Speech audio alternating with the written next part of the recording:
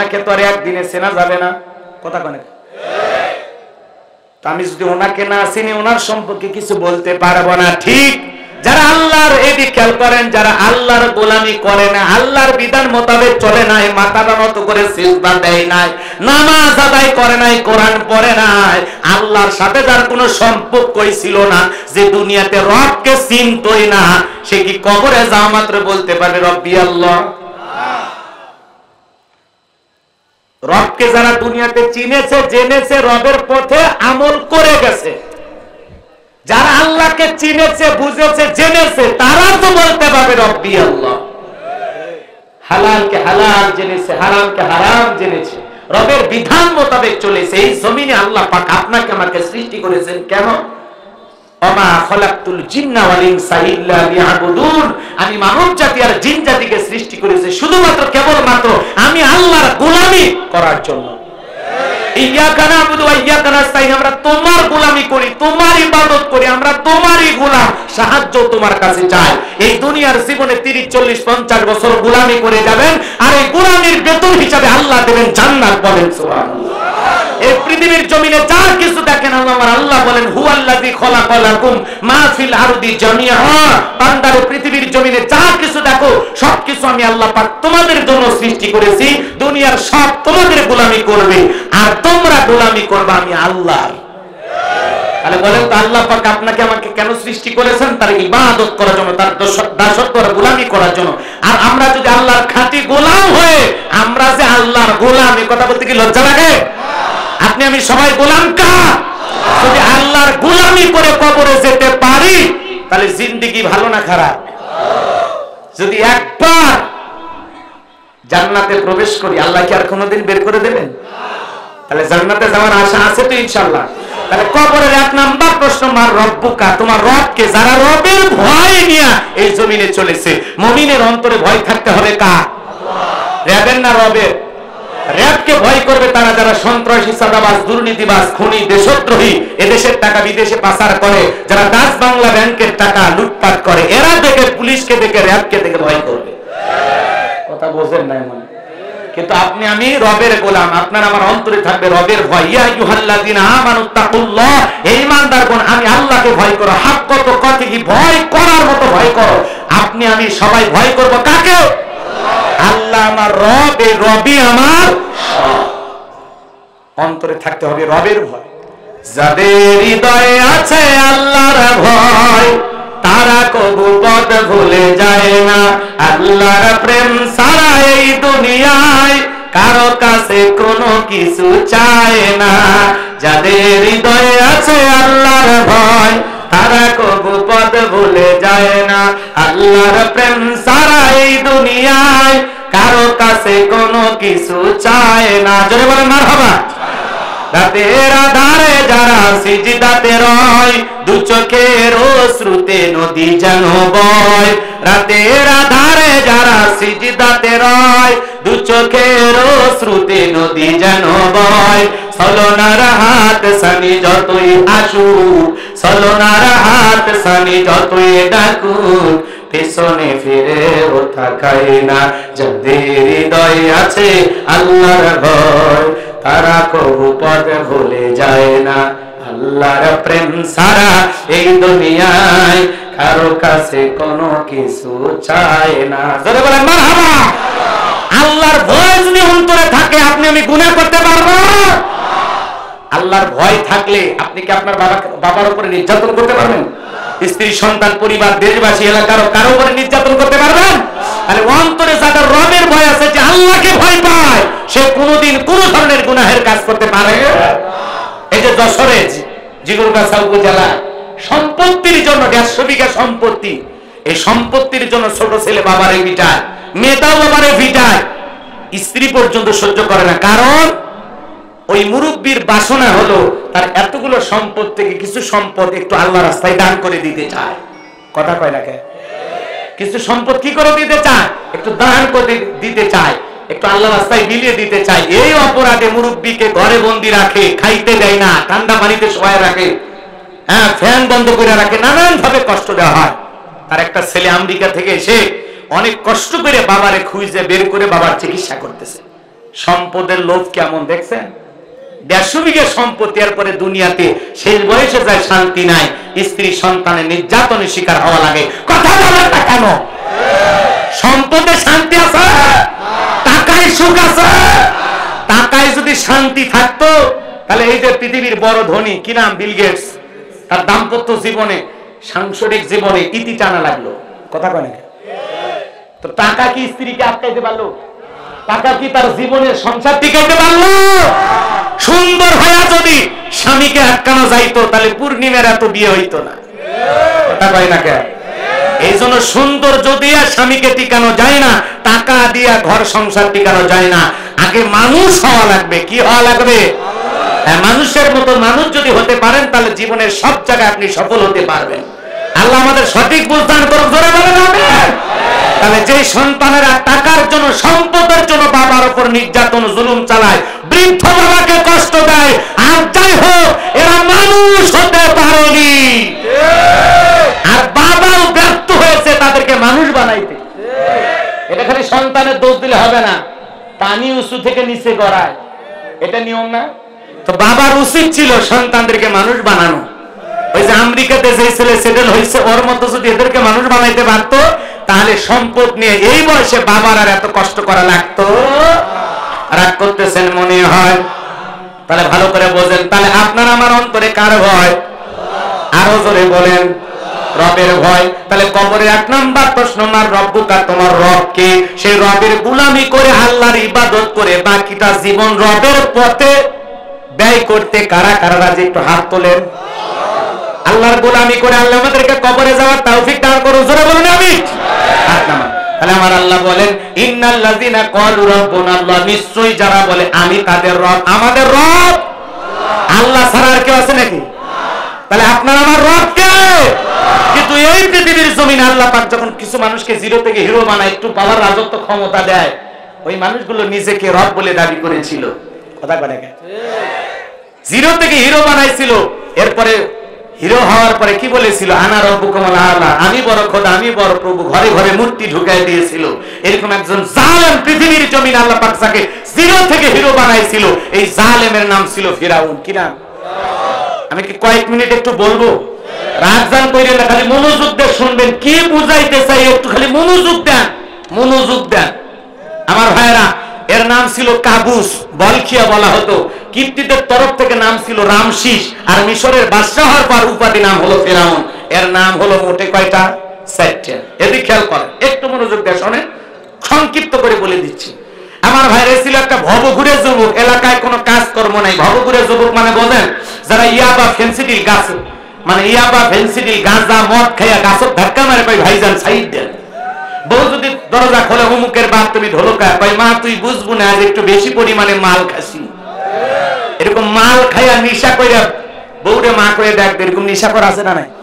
যারা সন্ধ্যা হলে ঘরের দরজা বন্ধ করে জিকির করে, ইয়াবা ইয়াবা ইয়াবা, মা বাপ চিন্তা করে, বাবা এটা কিসের জিকির? ট্যাবলেটটা কিসের? জ্বর সর্দি কাশ না গলা ব্যথা? কয় কিচ্ছু বোঝা লাগবে না, টাকা দেন হলে তোর মাথাও ফাটাবো। তখন একমাত্র সন্তান, পিতা মাতা চিন্তা করে, যা টাকা দিলাম, জন্মের কি খাওয়া খাবি খা। এরকম নেশাকর সন্তান পরিবারের জন্য ভালো না খারাপ? এলাকাবাসীর জন্য ভালো না খারাপ? নেশাকর কোনোদিন ভালো বাবা হতে পারে না, নেশাকর কোনোদিন ভালো স্বামী হতে পারে না। নেশাকর মানুষ এই সমাজের জন্য অভিশাপ। কথা কয় না কেন? এই জন্য নেশাকর মানুষকে কেউ ভালো চোখে দেখে না। এই জন্য নেশা করা যাবে? ইয়াবা ফেন্সিল গাঁজা মদ বাংলা পাকিস্তানি কোনো কিছু খাওয়া যাবে নাকি? সব জায়েজ না হারাম? কথা কয় না কেন? আর শরাব পানকারী যারা নেশাখোর, এদের জন্য জান্নাত কি? কথা কয় না কেন? তাহলে নেশাখোর হয়ে কি জান্নাতকে হারাম করতে চাচ্ছে? তাহলে আমরা কেউ নেশা পান করবো না। এ যুবক, মাদক সেবী হওয়া যাবে না, মাদক সেবন করা যাবে না। মাদককে না বলুন, কি বলুন? হ্যাঁ, মনে জান থাকে। এদিক খেয়াল করে বাজান গো আমার, এই ছিল একটা ভবঘুরে যুবক, এলাকায় কোনো কাজকর্ম পাইল না। বাল্যকালের বন্ধু হামানকে নিয়ে মিশরে চলে গেল। মিশরে যাবার পর সর্বপ্রথম হলো তরমুজের খেতে লেবার। কিছুদিন লেবারি করার পরে কাজ আর ভালো লাগতেছে না। ওই দেশের সরকারি গোরস্থানের দারোয়ান লাগবে, ইন্টারভিউ চলতেছে। লাইনের মধ্যে দাঁড়ায় গেল ফেরাউন। একজন দুইজন করে ইন্টারভিউ হইতে হইতে যখন ফেরাউনের পালা, ডেকে বলে বাদশা আপনার চাইতে ভালো মানুষ আর কেউ নাই, আমি আপনার অনেক সুনাম শুনেছি, আজকে আপনাকে দেখে আমার জীবন ধন্য হয়ে গেল, বড় বুক ভরা আশা নিয়ে আপনার সামনে দাঁড়াইছি, যদি দয়া করে গোরস্থানের দারোয়ানের চাকরিটা আমারে দেন, সারা জীবন আপনার প্রতি কৃতজ্ঞ থাকবো। কথা আছে দুষ্ট লোকের মিষ্টি কথা, এমন ভাবে কথাগুলো উপস্থাপন করলো বাদশার মায়া লেগে গেল, আর এই ছেলেকেই গোরস্থানের দারোয়ানের চাকরি নিয়োগ দেওয়া হলো। ভালো করে বোঝেন, এইবার গোরস্থানের দারোয়ানের চাকরি পাওয়ার পর সে চিন্তা করলো বাদশা মাসে মাসে বেতন দিবে ঠিক আছে, কিন্তু এই বেতন দিয়ে তো বড় হওয়া যাবে না, তার একটা বড় হওয়ার স্বপ্ন ছিল। সেইবার চিন্তা করলো তোমরা যারা গোরস্থানে লাশ দাফন করো, লাশ প্রতি আমার একটা করে দিরহাম দেওয়া লাগবে, দিরহাম না দিলে আমি লাশ দাফন করতে দেব না। জনগণ চিন্তা করলো একটা দিরহামের জন্য বাদশার দরবারে বিচার নিয়ে যাব, লাশ পয়সা গুলে শেষ হয়ে যাবে, অতএব একটা টাকা পাই যদি এই ছেলেটাই পায়, এই কথা ভেবে জনগণ টাকা দেওয়া শুরু করলো। 1 টাকাও ঘুষ, 10 টাকাও ঘুষ। কথা বোঝেন না মনে হয়?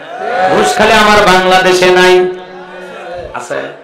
শোনো এই দেশটার গল্প করি, দেশটা মনে ভাই স্বপ্ন করি, শুধু কর ঘুষ কর মদ কর জুয়া কর, এটা আছে ভুরি ভুরি, এটা আছে ভুরি ভুরি।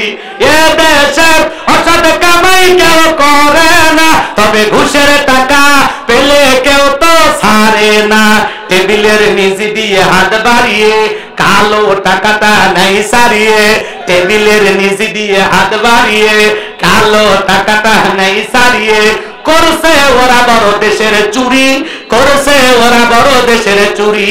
শোনো এই দেশটার গল্প করি। আছে আছে একটা ছেলে চাকরির জন্য 10 লাখ 15 লাখ 20 লাখ টাকা উপরালা দেওয়া লাগে। উপরালা বলতে কি ফেরেশতারা নিয়ে যায়? এদেশের সিএর টেবিল পর্যন্ত ঘুষ খায়। কথা বলেন নাকি আপনারা? আমার এক দোস্ত চাকরির জন্য টাকা দিয়েছে, কই দোস্ত রমজান মাস 4 লাখ টাকা টেবিলে রাখছি, বেচারা আসরের নামাজ পড়ে এসে বলে যাই এইভাবে টাকাকে প্রকাশ্যে রাখে, আসর ডয়ের ফাঁক করে দিছে, এখানে রেখে দাও, ইফতার করার পরে গুনে দেখব। ঘুষের টাকা ইফতারের আগে লাগবে না কি? আল্লাহর ওলি চিন্তা করছে, ইফতার করার পরে ঘুষের টাকা নারাজ হয়?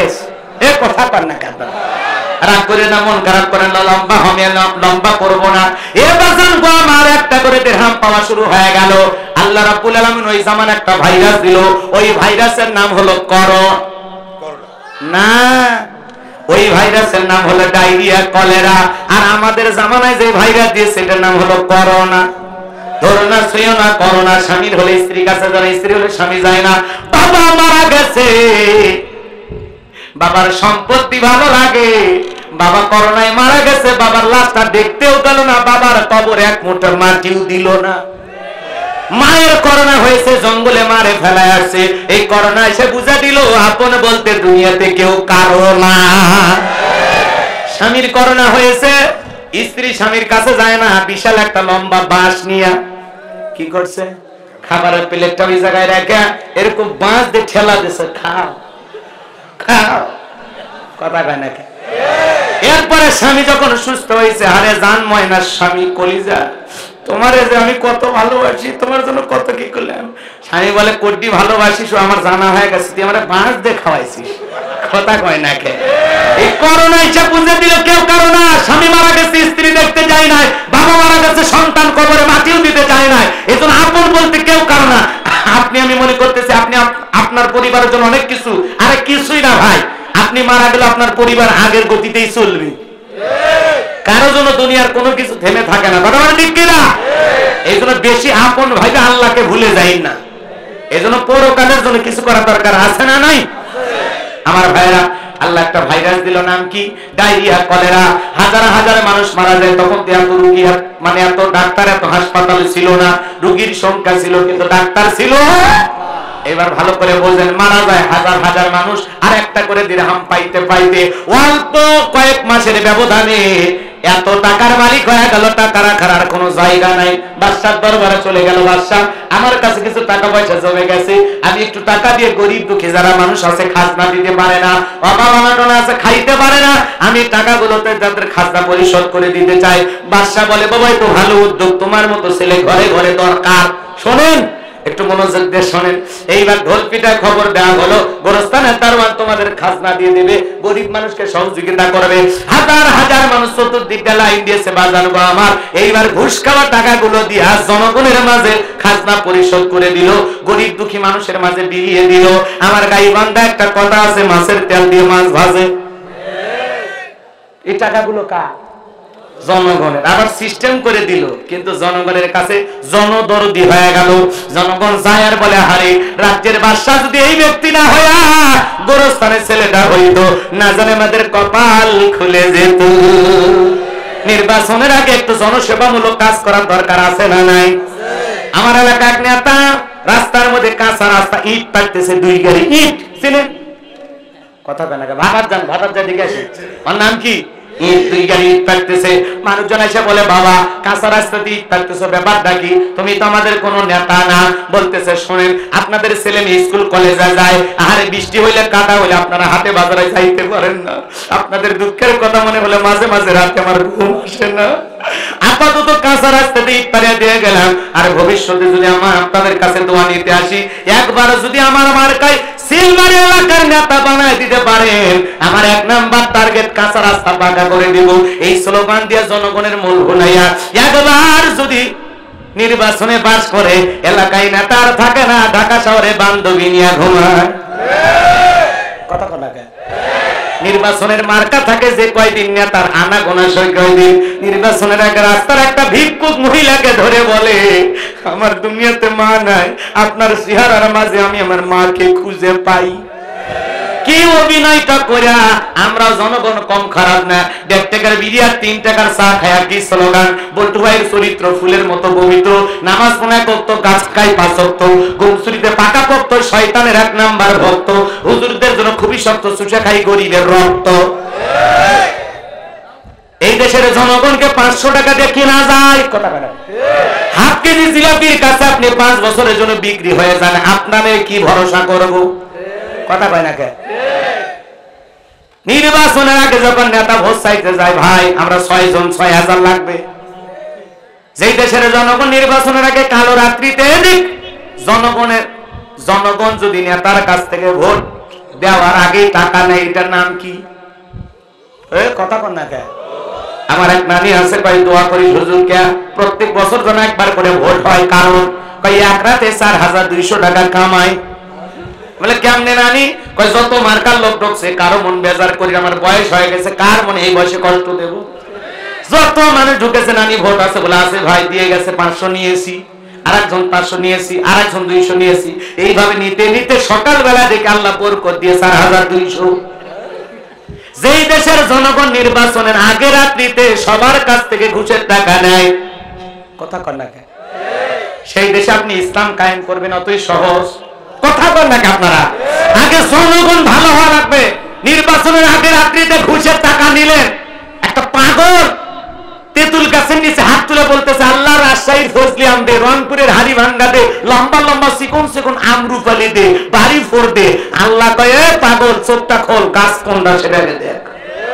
তেঁতুল গাছের নিচে হাত তুলে আম চাইলে যেমন কিয়ামত পর্যন্ত ভাগ্যে আম জুটবে না, নির্বাচনের আগে রাত্রিতে নেতার কাছ থেকে ঘুষ খায়া আল্লাহর কাছে যদি বলেন, আল্লাহ এই দেশে উমরের মতো নেতা পাঠাও, আল্লাহ বলে উমরের দেশের জনগণ হওয়ার মতো তো শক্তি আছে? তো কথা কয় না তো? উমরের মতো নেতা চাইলে হবে না, উমরের দেশে থাকার মতো জনগণ আগে হওয়া লাগবে। গাছের গোড়া ঠিক, মাথা ঠিক। কথা কয় না কে? আপনি 500 টাকার জন্য বিক্রি হয়ে যান, মুসারু গাজারু মাদারু সন্ত্রাস চাঁদাবাজ, ওদেরকে আপনি সমর্থন দেন, আপনার কি যে হবে, মরার পরে বাটাম ফেটে ফেলে দিবি, এমন পিটাবে সেদিন কার পাবেন। কথা কর না কেন? হুজুর মানুষ এসে চাইলে কয় না হুজুর আপনার এইগুলোর মধ্যে খেয়ে, পরে হুজুর পাস করে না 9টা ভোট পাসে, হিসাব নিকেশ করে করে দেখে কে আর বউ সোল সব মিলে 9টা। কথা কয় না কে? আপনি কারে সমর্থন দিয়েছেন এই ব্যাপারে আল্লাহর কাছে জবাব দিতে হবে না? নির্বাচনে চা বিড়ি পান সিগারেট কোন নেতার কাছ থেকে কোনো কিছু খাবেন এরকম কলিজা আছে? হাত তুলে বলে তো হুজুর যতদিন বেঁচে থাকবো নিঃস্বার্থ ভাবে ভালো মানুষকে নির্বাচিত করবো। হাত তুলে দেখা তো দেখি নির্বাচনে চা বিড়ি পান সিগারেট খাবেন, নিঃস্বার্থ ভাবে ভালো ব্যক্তিকে সৎ ব্যক্তিকে সমর্থন দিবেন। আল্লাহ কবুল করেন। জোরে বলেন আমি কি কোন দলের নাম নিছি? বুঝে সব কান খোলা রাখেন, চলেন সামনের দিকে যাই। কষ্ট হচ্ছে নাকি? খারাপ লাগলে দোয়া করে দিই। একটু মনোযোগ দিয়ে শোনেন বাজান। এই জন্য নির্বাচনের আগে দেখবেন মাথায় টুপি, মুখে দাড়ি, গায়ে লম্বা পাঞ্জাবি, দেখে মনে আসমান থেকে জিবরাইলের খালি নাজিল হয়েছে। এজন্য ওদের সলা কলা বোঝা বড় দায়, এজন্য ওদের ভেলকিতে ভোলা যাবে। আর হাতের পুতুল হলে হবে না, একটু আসেন, বেরিয়ে আসেন, একটু সৎ হওয়ার চেষ্টা করেন। রাজি আছি তো ইনশাল্লাহ? চলেন সামনের দিকে যান। এইবার বাজান আমার ওই দেশের একজন মন্ত্রী মালাগানো নির্বাচন শুরু হয়ে গেল। আগে তো জনগণের জনসেবামূলক কাজ করেছে, গরিব দুঃখীর মাঝে টাকা বিলিয়ে দিয়েছে। এইবার ওই দেশের জনগণ সবাই সমর্থন দিয়া মিশরের মন্ত্রী বানায় দিল, গোরস্থানের দারোয়ান। এইবার আল্লাহর খেলা বোঝা বড় দায়। ওই দেশের যিনি বাদশা ছিল, বার্ধক্যজনিত কারণে অল্প সময়ের ব্যবধানে বাদশা মারা গেল। এইবার সমস্ত জনগণ আর নেতাদেরকে ফেরাউন ডাইকে বলে, শোনেন, বাদশা ছাড়া তোর জেদ চলবে না, বাদশার সিংহাসনটা খালি, আপনারাই বলেন এই মিশরের আপনাদের বাদশা হবে কে? সমস্ত জনগণ ডেকে বলে, আগে আপনার চরিত্র আমাদের জানা হয়ে গেছে, আপনি মিশরের বাদশা হয়ে যান, আমাদের তাতে কোনো আপত্তি নাই, যারে তারে মন্ত্রী বানান, আমাদের তাতেও কোনো বাধা নাই। এইবার জনগণের সমর্থন পাইয়া, নেতাদের সমর্থন পাইয়া এক চান্সে হয়ে গেল মিশরের বাদশা। আর হামানকে ডেকে বলে, এটা গো হামান, আজ থেকে তুই হবি মন্ত্রী। হামানের মাথায় কোনো চুল ছিল না, সাদে মাল নাই, বাম পারলোর, পুরো মাথা ছিল ভারতের দমদম এয়ারপোর্ট। ভালো করে বোঝেন। এইবার ফেরাউন ক্ষমতার চেয়ারে বসার পর, ভালো করে বোঝেন, বাদশাহীর চেয়ারে বসার পর রাতের বেলায় ঘুমাইতে গেলে নেতার চোখে আর ঘুম নাই। কি নাই? ঘুম কার দেওয়া নিয়ামত? কথা কন নাকি আপনারা? কোটি কোটি টাকার মালিক 4টা ট্যাবলেট খায়, ঘুমাইছে। রাত 3টার দিকে লাফ দিয়ে উঠে সিসি ক্যামেরার ফুটেজ দেখে কেউ ঢুকছে নাকি ওকে মারার জন্য। কারণ ওর ঈদ থেকে জনগণের জুলুমের গন্ধ আসে, ওর ঈদে জনগণের রক্ত লুটে আস। কথা কয় না কেন? আর প্রত্যেকটা টাইসের ভিতরে জনগণের টাকা আত্মসাৎ করার গন্ধ পাওয়া যায়। এই জন্য তোর মনে এত ভয়। কথা কয় না কেন? ও যদি লুটপাট না করতো, দুর্নীতি না করতো, তাহলে ওর জীবনে এত ভয় আসতো না। কথা বুঝতে পারতেছেন? একটু মনোযোগ দিয়ে কথাগুলো বোঝার চেষ্টা করবেন বাজান। নেতার চোখে কি নাই? ঘুম নাই। উল্টা পাল্টা স্বপ্ন দেয়। ঘুম হলো কার দেওয়া নিয়ামত? গরিব মানুষ রিক্সা চালায়, ভ্যান চালায়, আলু ভর্তা দিয়ে বউকে কোলপ নিয়ে ঘুমায়। কথা বলে রেল স্টেশনে কত মানুষ মাথার তলে ইট দিয়ে ঘুমায়। আচ্ছা, এমন কায়দায় ডাক দেয় মনে হয় ট্রাকের ইঞ্জিন ফেল। ধনী সামনে খাসি, বিরিয়ানি, ফল ফুট, অনেক কিছু কয়, খাওয়া যাবে না। কথা কানে গরিব বলে খাওয়া যাবে না, খালি একবার দিয়ে দেখ কেমনে খাওয়া লাগে দেখে দিচ্ছি। কথা কানে গরিবের খাওয়ার রুচি আছে, কেনার টাকা নাই। ধনীর কেনার টাকা আছে, খাওয়ার রুচি। দামি লক্ষ টাকার খাট আছে, কিন্তু ঘুম। কথাকে বোঝা গেল? দামি বাড়ি হলে কি ঘুমানো যা? ঘুম কার দেওয়া নিয়ামত? এইবার ফেরাউনের চোখে কোনো ঘুম, আজে বাজে স্বপ্ন দেখে লাফালাফ করে 2-3 রাত যখন চোখে কোনো ঘুম নাই। তার দরবারে জ্যোতিষী ছিল 400।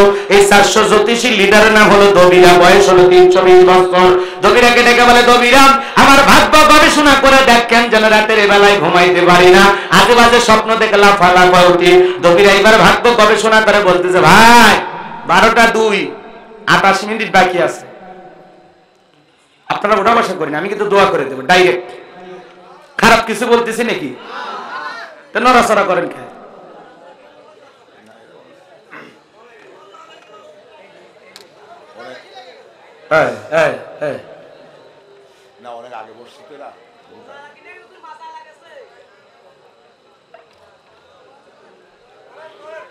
আচ্ছা ঠিক আছে, আমিও ধাম করে ব্রেক করে দিব।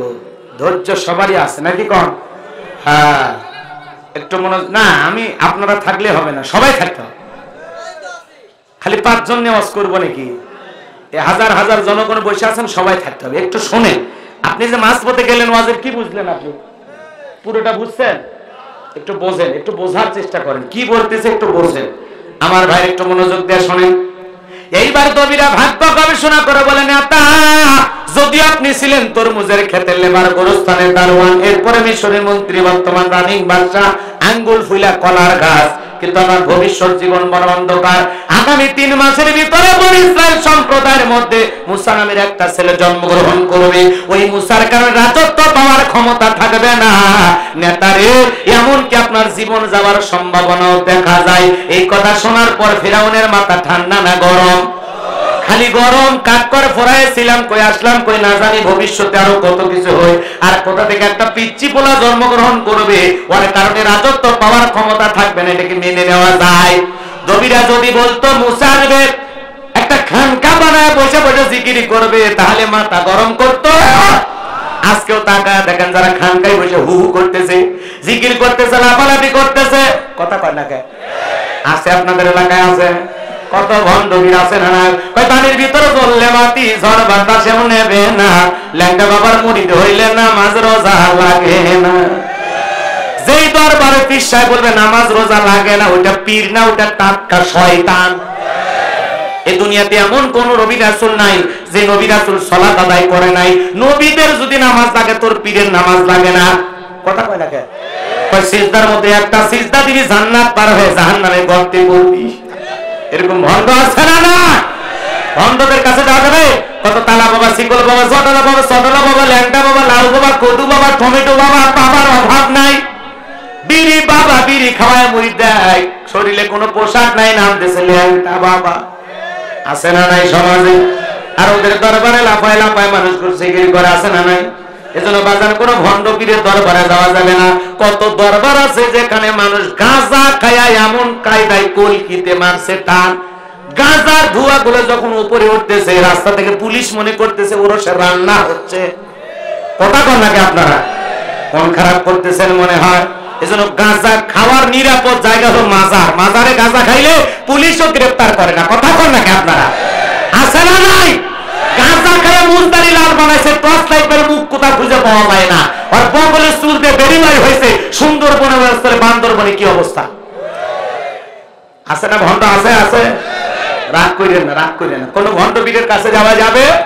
পীর ছিল শাহজালাল, শাহপরান, শাহ মাকদুম, বাইজিদ বোস্তামি, আব্দুল কাদের জিলানী। বড় বড় আল্লাহ ওয়ালাদের মাধ্যমে জমিন ইসলামের প্রচার প্রসার হয়েছে।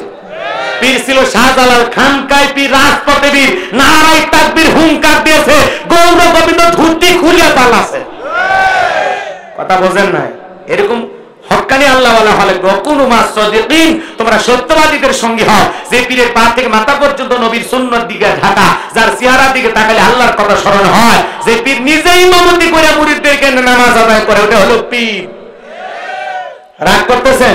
তাহলে হক্কানি আল্লাহ ওয়ালা যেখানে আমরা আছি, আর ভণ্ড পীর যেখানে আমরা নাই। একটু মনোযোগ দিয়ে শোনেন বাজান গো আমার।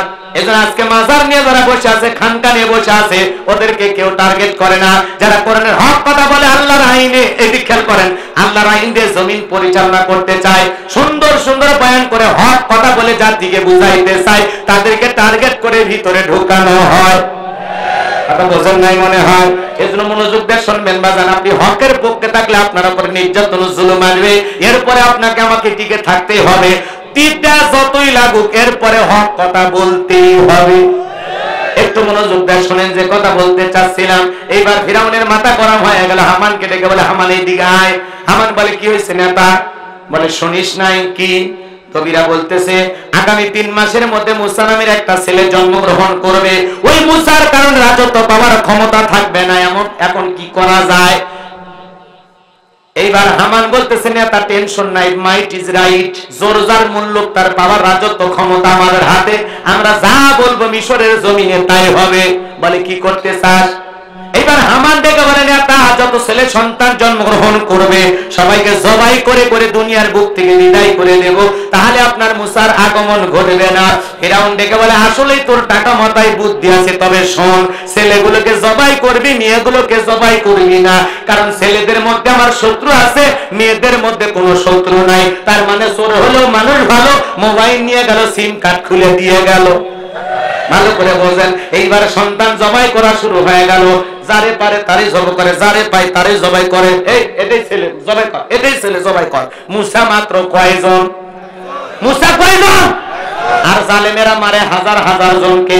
এইজন্য পৃথিবীর জমিনে জালেমদের কাছে অপরাধ করে একজন, আর জালেমেরা ওই অপরাধের শাস্তি হাজার জনের উপরে চাপায়া দেয়। কথা বলেন ঠিক কিনা? এইবার 3 মাস অতিবাহিত হয়ে গেল। এইবার গবেষণা করে দেখ আমার পথের কাটা মুসা মরলো না বাঁচলো। এইবার দবিরা গবেষণা করে বলে নেতা, যদিও 3 মাসের ব্যবধানে হাজার হাজার বনি ইসরাইলের মায়ের বুক খালি কইরা মুসার সঙ্গে সন্তানগুলোকে জবাই করেছেন, কিন্তু আপনার পথের কাটা মুসা এখনো মরে নাই, মায়ের কোলে জীবিত আছে, সুস্থ আছে।